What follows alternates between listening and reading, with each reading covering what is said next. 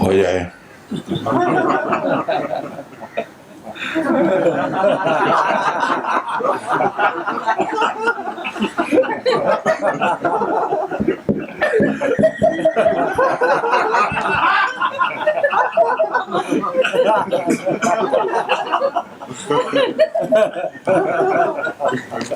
सही बात है।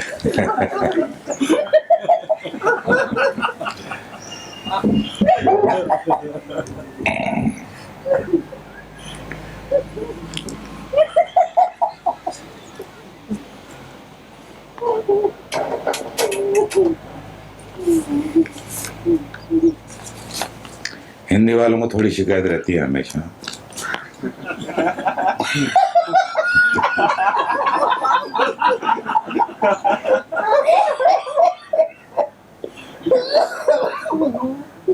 उनको लगता है पता नहीं स्वामी जी ने क्या बोला, हम चूक गए।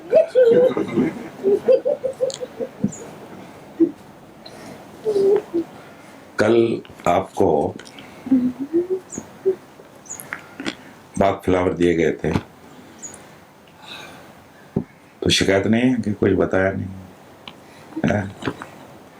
किसको शिकायत है? हाथ खड़ा करो। तू तो कर ही दे बोले। मैं थोड़ा बता देता हूं।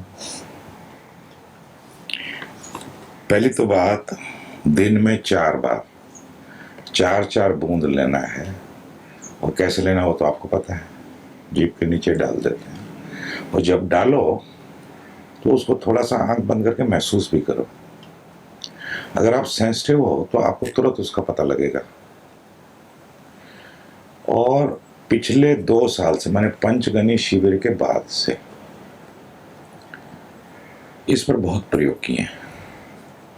बहुत अद्भुत वस्तु है और इसको डेवलप किया है कि साधकों को इससे कैसे सहायता पहुंचाई जा सकती है, उनके काम को कैसे आसान थोड़ा किया जा सकता है। सारे चमत्कार को इससे नहीं घट जाएंगे, लेकिन बहुत सहायता होगी और होती है। ये सब एक्सपेरिमेंट करके देखा है।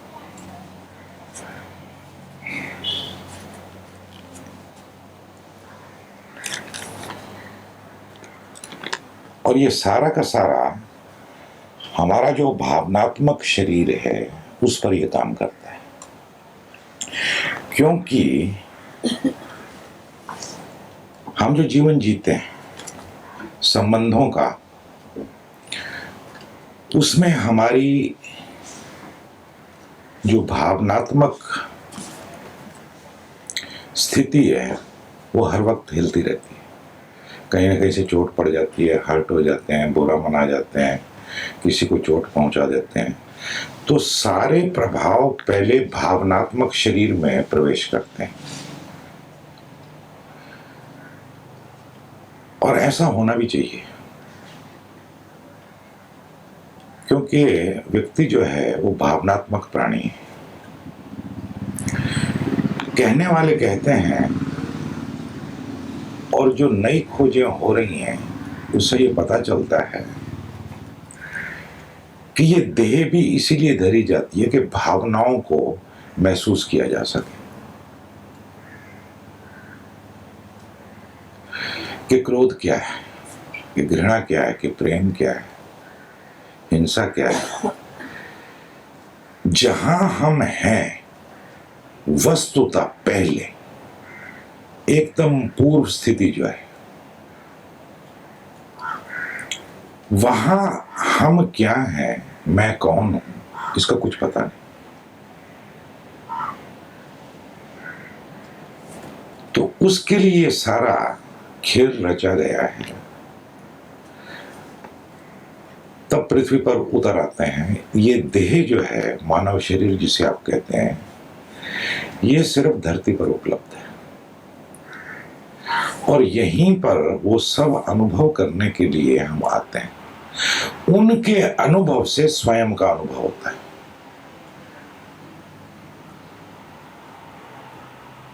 मैं सुख दुख के पार हूं, ये सुख दुख को भोग कर ही जाना जाता है, इससे पहले नहीं जाना जा सकता। लेकिन जैसे ही जन्म हो जाता है, शरीर धारण कर लिया जाता है, क्या योजना लेके चले थे, क्या प्रारूप लेके चले थे, क्या करने आए थे, वो सब पहले चुनाव करते हैं कि ये अनुभव करना, और वहां पूरी स्वतंत्रता है। अब ये विचारात्मक तल पे ये सब बातें हैं, कंसेप्चुअल हैं, इनका कोई प्रमाण नहीं है, कॉन्सेप्ट्स हैं ये सारे की सारी। गलत है या ठीक है वो मैं नहीं कह सकता, जैसा सुना है वैसा आपसे बता रहा हूं, और बात थोड़ी सी तर्कसंगत तो लगती ही है। मैंने बहुत लोग ये प्रयोग करते हैं कि शरीर छूटने के बाद किस तरह की स्थितियां होती हैं और शरीर से पहले क्या थी, और बहुत ऐसे लोग हैं, ऐसी चेतनाएं हैं, ऐसी आत्माएं हैं जो कि सहयोग करती हैं और उत्सुक होती हैं कुछ बताने, कुछ मार्गदर्शन करने। तो जो लोग उस तरह के संदेश पकड़ सकते हैं या कुशल होते हैं, उनकी फिर पुस्तकें वो जो लिखते हैं, जो सुनते हैं मीडियम बन के, माध्यम बन के, तो बहुत इस पर साहित्य है। ओशो ने भी कई बार चर्चा की है, बहुत बार चर्चा की है। लेकिन जन्म लेते ही सब भूल जाता है। एक तादात्म्य अवस्था पैदा हो जाती है जो कि थी नहीं। चेतना जो है वो पंच तत्वों के साथ मिलकर जो खेल करने लगती है, जो खेल होने लगता है, जो इंटरेक्शन होने लगते हैं, उससे सुख दुख की प्रतीतियां शुरू होती हैं। फिर सुख दुख के भोग से उससे मुक्ति की आकांक्षा होती है। वो मुक्ति की आकांक्षा हमें फिर उस अवस्था में ले जाती है जो हम वस्तुतः हैं। लेकिन अब एक फर्क पड़ जाता है। फर्क ये पड़ जाता है कि अब मैं जानता हूं कि अब मैं क्या हूं, मैं कौन हूं। सुख दुख नहीं हो तो पता नहीं चल सकता। लेकिन ये सुख दुख का सारा जगत जो है वो हमारे भावनात्मक शरीर से जुड़ा हुआ है। तो भावनात्मक शरीर में पहले चीजें जाती हैं और वहां से धीरे धीरे वो ट्रैवल करती हैं, या तो दबी रहती हैं या शरीर पर उतर आती हैं और बीमारियां बन जाती हैं, गांठें बन जाती हैं, तरह तरह की चीजें होती हैं। तो बाग फ्लावर जो है ये आपके भावनात्मक शरीर को स्वस्थ करने में सहायता करता है। जो ओशो की विधियां हैं, ध्यान विधियां, वो भी मूल रूप से चित्त शुद्धि की है। चित्त शुद्धि अनिवार्य है। स्वयं को जानना हो, स्वयं को समझना हो, स्वयं को अनुभव करना हो तो चित्त शुद्धि आवश्यक है। हकीकत यह है कि मूल रूप से सारी साधना विधियां, सभी मेरे देखे साधना विधियां और कुछ नहीं करती, सिर्फ चित्त शुद्धि का काम करती हैं। क्योंकि आत्मा को पाया नहीं जाता, वो कहीं खोई हुई नहीं है। जो मिला हुआ है उसको डिस्कवर करना है।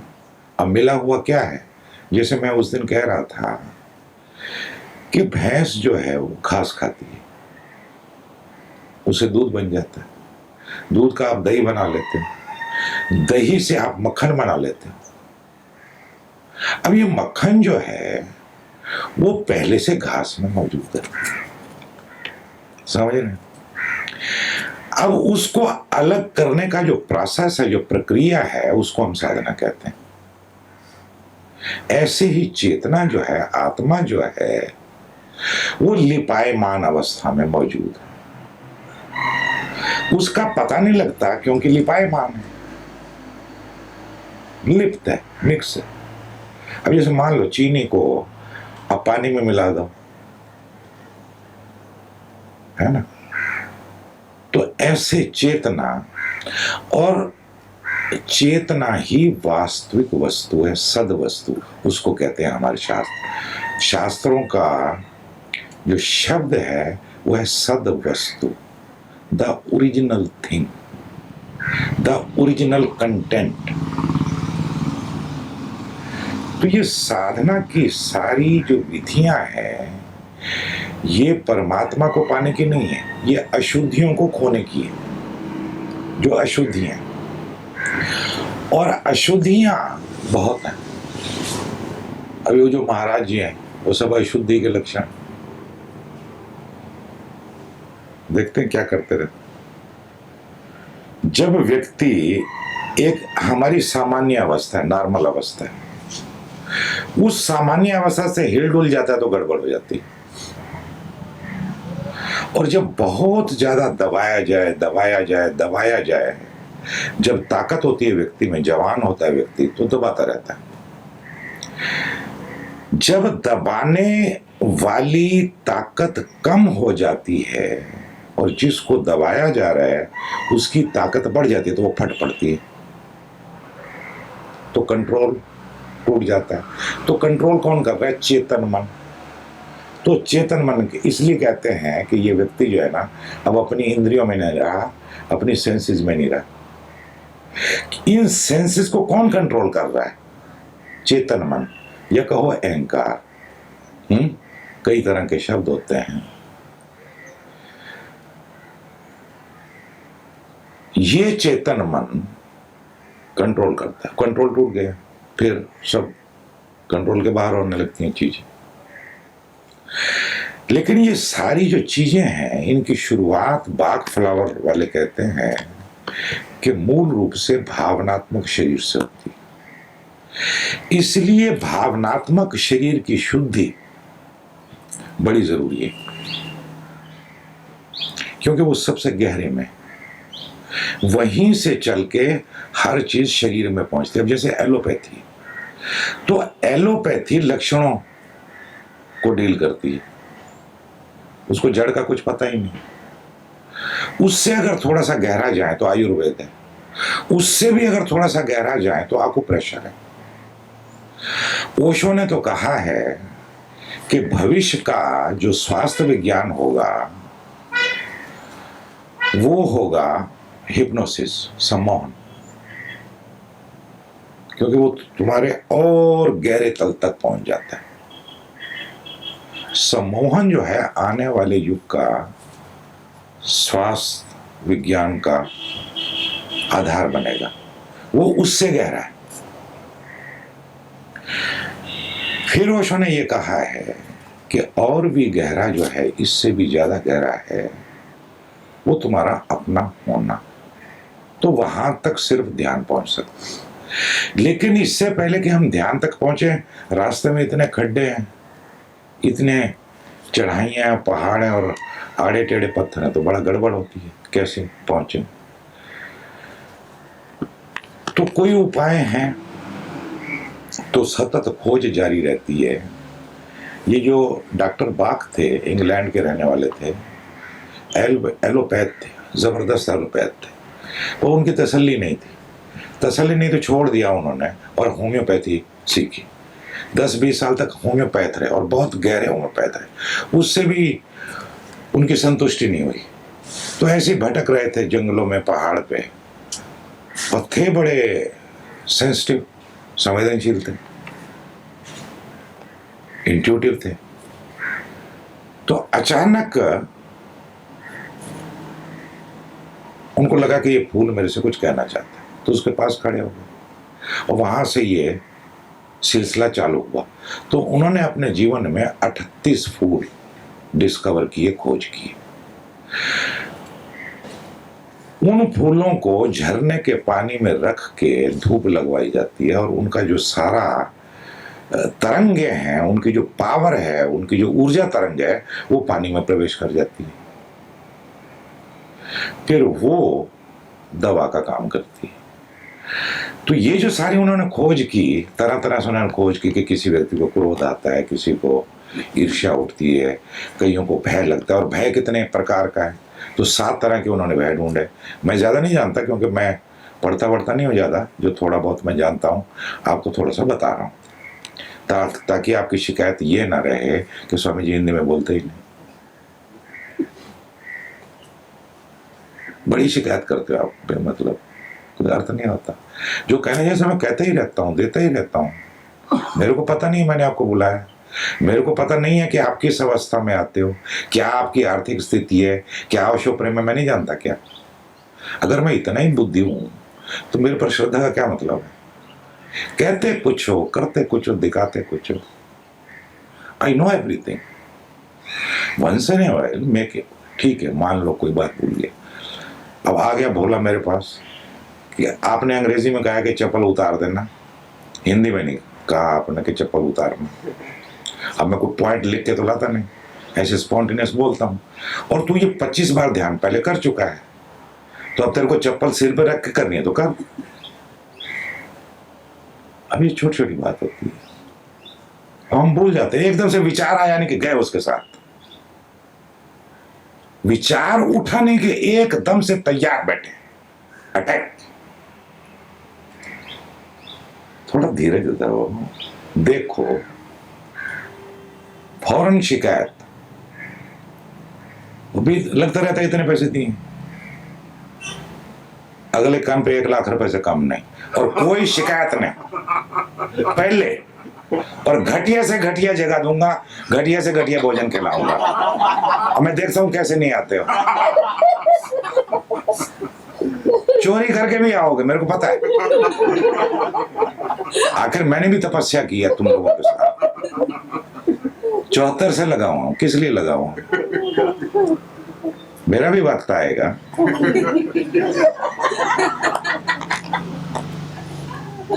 4 बूंद लेनी है 4 दफा, ठीक है। I am just telling them, Hindi people, because they always complain, you know. They are very complaining people. हो जाए।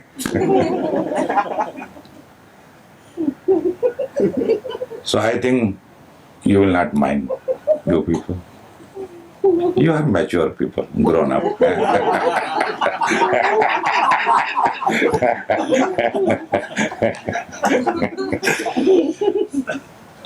So I am just telling them about Bach flowers, which were given to you last night, how they work and how to use them and how they are going to affect. Okay? So again I am coming to Hindi.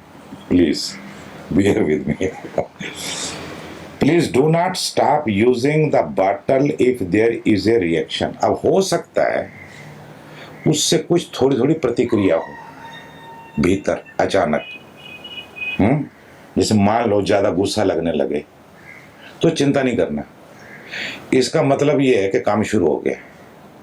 तो पहले थोड़ा सा लगेगा, और जब ये उठेगा तो मजे की बात यह है कि तादाद में नहीं होगा। जैसे क्रोध की भावनाएं तो उठेंगी और अचानक उठ खड़ी होंगी, क्योंकि वो जाके उन तहों को थोड़ा हिलाएगा। और इसकी खूबी ये है कि जब ये उठेंगी, अगर आप सेंसिटिव हो तो आप पाओगे कि इसका साक्षी भी आता है और चुपचाप देखता रहता है और कोई तकलीफ नहीं होती। सारी बात क्या, ये सारे अनुभव है किए हुए। तो प्रतिक्रियाएं तो उठती हैं, लेकिन उसका बोध भी बना रहता है, उसका साक्षी भी बना रहता है। तो ये बोध को भी कायम रखती है। क्यों कायम रखती है? क्योंकि बिल्कुल प्रकृति से आई है, जीवित वस्तु है, तरंगित वस्तु है, डेड नहीं है। समझ रहे हैं? बिल्कुल सीधी है और जीवंत है। तो अगर कोई प्रतिक्रिया किसी भी तरह की हो तो चुपचाप उसको देखते रहना, घबरा मत जाना, चिट्ठियां मत लिखने लगना। लिख सकते हो वैसे, ऐसी बात नहीं है। हो सकता है ऐसे, इसलिए सावधान कर रहे हैं। The reaction is a very good sign, ये अच्छा संकेत है। इसका मतलब यह है कि दवा काम कर रही है। If you feel very restless, यदि अशांति लगे, बेचैनी लगे, नर्वस, उदासी लगे, नर्वस हो जाओ, आर फ्राइटेंड, घबरा जाओ, डर जाओ, जस्ट लाई डाउन, लेट जाना, on the bed and hold the bottle on your heart, अपने हृदय पर लेट के उस बाटल को रख लेना प्यार से, जैसे ओशो के लाकट को रखते। आ रही बात क्या? आर सोलर प्लेक्सिस, या ये जो नाभि होती है इसके ऊपर का जो हिस्सा है उसको सोलर प्लेक्सिस कहते हैं, मणिपुर चक्र, वहां रखना, या तो हार्ट पे रखना, प्यार से रखना, और आंख बंद कर लेना और ध्यान करना और महसूस करना। कल जब वो बोल रहा था तो मैं दूर से सुन रहा था, तो मैंने देखा कि हिंदी में वो जितनी उसने बात की है उससे आपको तसल्ली होने वाली नहीं है, तो मैंने सोचा कि कल आपको पूरा ही डोज पिला देता हूं। चलो, हैं? Do it like a meditation, ध्यान की तरह इसको करना, and try to feel the effect of the flower on your emotional and energy bodies. इसका जो भी प्रभाव आपके सूक्ष्म शरीर पर होता है, ऊर्जा शरीर पर होता है, या भाव शरीर पर होता है, इसको महसूस करने की कोशिश करना।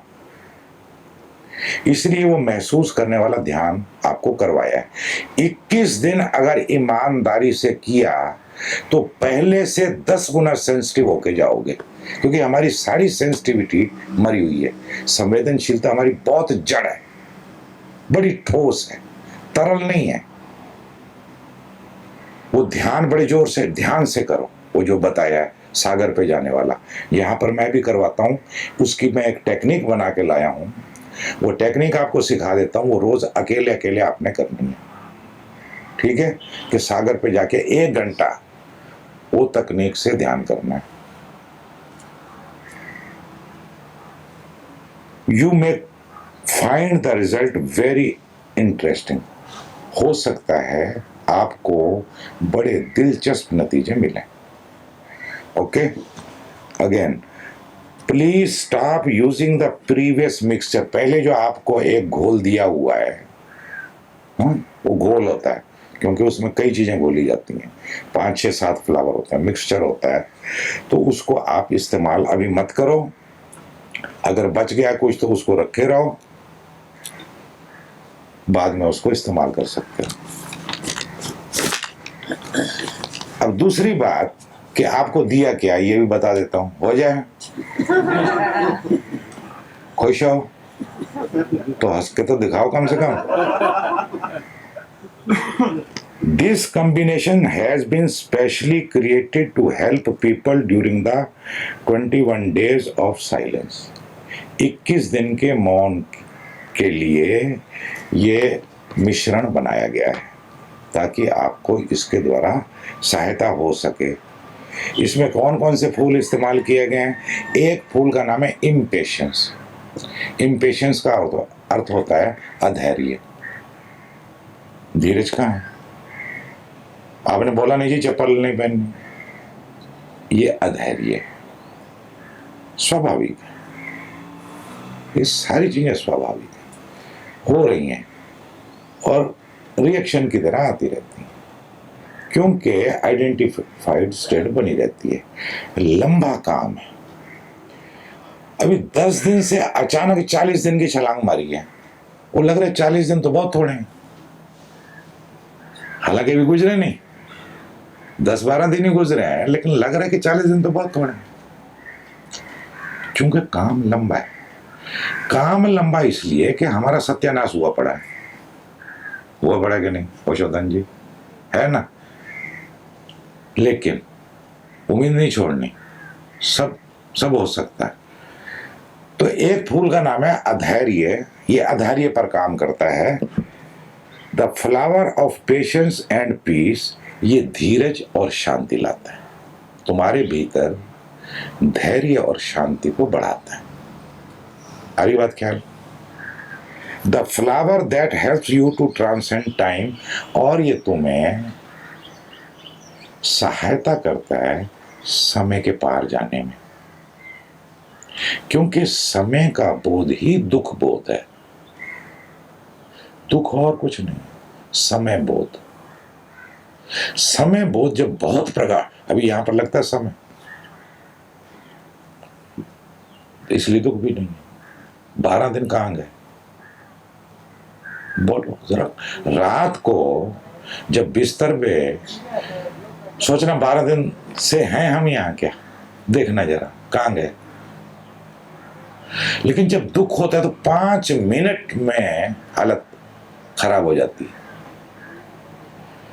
इनर सर्कल वाले कहते थे कि 10 दिन कैसे ध्यान हो सकता है, 10 दिन भी ध्यान करवा सकता है कोई?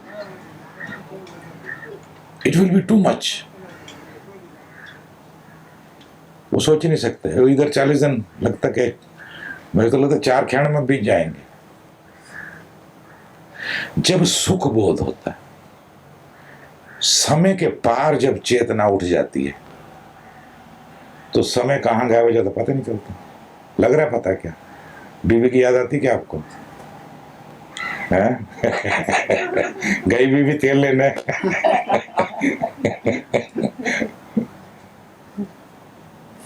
ये अवस्था हमारे भीतर ही है, यहां पर ठीक है, उसको उखाड़ लेना है। एक बार उगड़ जाना, चिपक जाना उसको। हम चिपके रहते हैं वृत्तियों के साथ, चिपकना है इसको। मुझे मेरी मस्ती कहाँ लेके आई, जहां मेरे अपने सिवा कोई नहीं, जहां मैं हूं बस अकेला मैं। बार बार झलके आएंगी इन 21 दिनों में। ओशो हमारे साथ है, उन्होंने वादा किया कि मैं हिलूंगा नहीं यहां से ये 40 दिन, और बिल्कुल बेझिझक होके उतर जाओ गहरे, और बहुत अच्छे नतीजे आने वाले हैं। वो सबको एक एक को पकड़ के लाया हूं, हो जाए।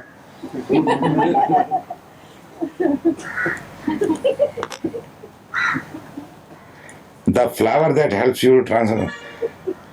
The next flower is जेनिटन। अब इसका क्या मतलब है मेरे को खुद पता नहीं, उसका नाम है जेनिटन, ठीक है। अब इसका अर्थ मत मेरे को पूछना। द फ्लावर दैट बेस्टोज होप, ये आशा पैदा करता है, आशा लाता है। भीतर जो निराशा हमारे भीतर चलती रहती है ना, मर गए यार स्वामी जी तो बोलते ही नहीं हिंदी, अंग्रेजी बोले जाते हैं।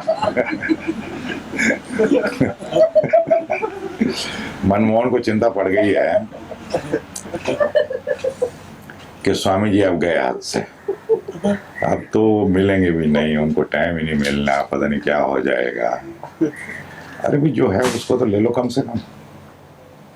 द फ्लावर दैट बेस्टोज होप, ये आशा लाता है, फेथ विश्वास लाता है, ऑप्टिमिज्म उत्साह लाता है। ऑप्टिमिज्म उत्साह आप तो बोल नहीं सकते।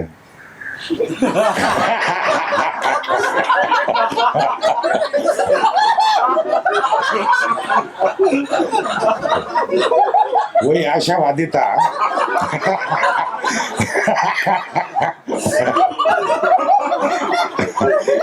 विधायक आशा। अच्छा जाके डिक्शनरी में देखता हूँ, कल बताऊंगा।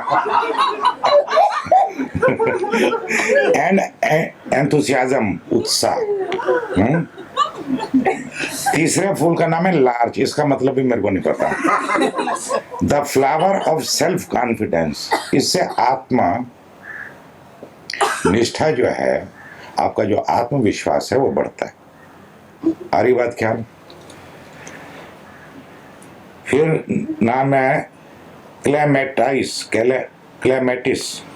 Clematis. Next flower, the flower that prevents day dreaming, ये जो दिन में भी हम सपने देखते रहते हैं और विचार बुरी तरह से चलते रहते हैं, तरह तरह की बातें चलती हैं, तो इसमें उसको वो जरा उसका गियर पीछे की तरफ करता है। 4 से 3, 3 से 2, उसको भी थोड़ा सा नियंत्रित करता है। And helps you to remain in the here and now, और वर्तमान में बनाए रखने में सहायता करता है। गलत बोल रहा हूँ? Then is rock rose and mimulus, ये शायद दोनों फूल जो हैं ये भय वाले फूल हैं। एक का नाम है राक रोज, दूसरे का नाम है मिमुलस। और मिमुलस का मतलब पता नहीं, राक का मतलब होता है चट्टान, रोज का मतलब होता है गुलाब, चट्टानी गुलाब, गुलाबी चट्टान।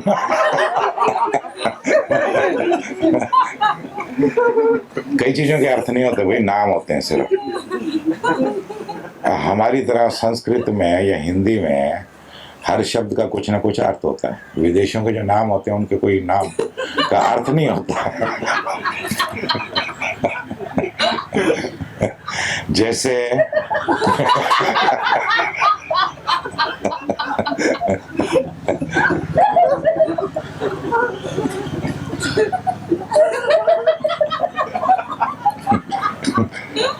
वो मैं शब्द याद कर रहा हूँ, नहीं आ रहा क्या। मधुकर का अंग्रेजी नाम याद कर रहा था, नहीं याद आ रहा। उलरिच, अब उलरिच लैटिन बर्गर ये नाम है, उलरिच लैटिन बर्गर। अब मैंने उसको पूछा ऐसा क्या मतलब होता, क्या था पता नहीं। और दूसरे भी नाम है, अब जैसे पर विंजेस्टम, वो चला गया है 10 दिन के लिए था, उसका नाम था पर विंजेस्टम। मैंने पूछा क्या मतलब है, क्या था पता नहीं।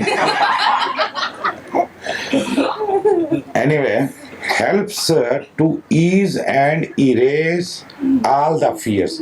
तमाम तरह के जो भय हैं उनको आराम देता है और उनको निकालता भी है, इरेज भी करता है, उखाड़ भी देता है।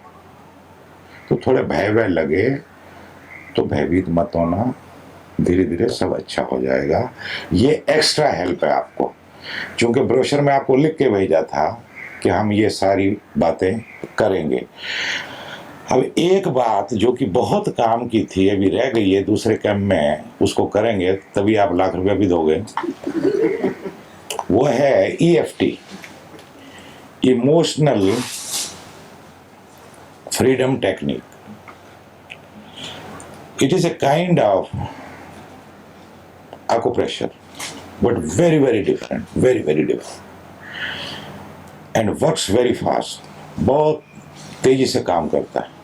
तो छोटे मोटे इमोशन उठते हैं, क्रोध के उठे या इस तरह के कुछ भी उठे तो कुछ नहीं करते, बैठ के यहाँ मारते रहते हैं, ऐसे यहाँ मारेंगे, फिर यहाँ मारेंगे, फिर यहाँ मारेंगे, फिर यहाँ मारेंगे, बैठ के ना जैसे वो सुनार ठोकता है ना हथौड़ी लेके, बस ऐसे ठोकते हैं बैठ के। और मजे की बात है कि अब हो जाता है, लेकिन वो सीखना पड़े, समझाना पड़े, उसको टाइम लगे, क्योंकि फिर जब बात होती है तो प्रश्न भी लगने लगते हैं, दर दर दर दर, ये क्या वो क्या, यूं कैसे वो कैसे।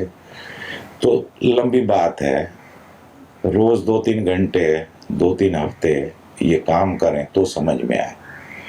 और तब हैरान रहोगे कि जैसे मान लो कुछ उठा और आपने ठुक ठुक चालू कर दी, गहना बनाना चालू है। और इस पे भी एक्सपेरिमेंट हो रहे हैं। मुश्किल एक ये पड़ जाती है कि एक्सपेरिमेंट जब करते हैं तो व्यक्ति थोड़ा करता है फिर छोड़ देता, ये कठिनाई हो जाती है।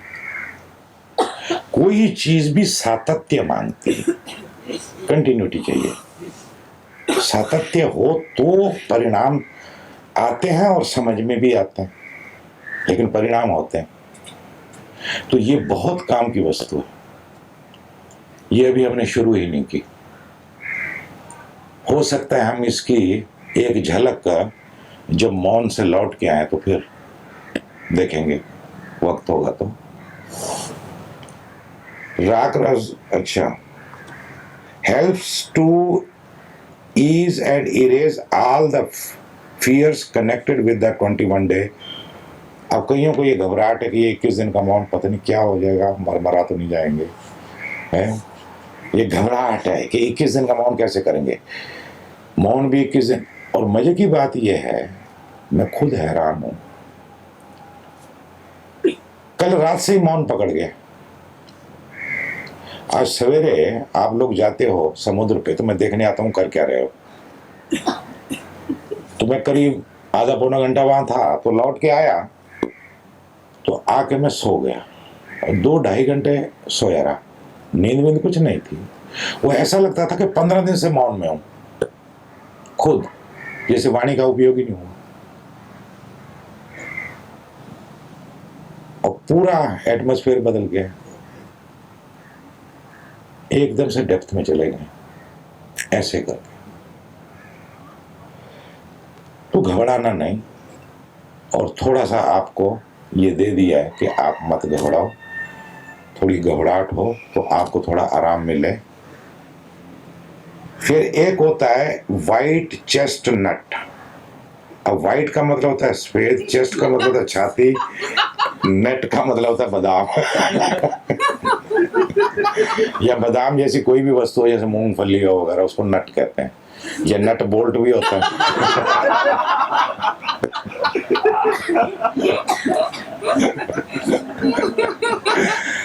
अब नाम है उस फ्लावर का, नाम है white chestnut. I don't know what it is basically. Reduces the frequency of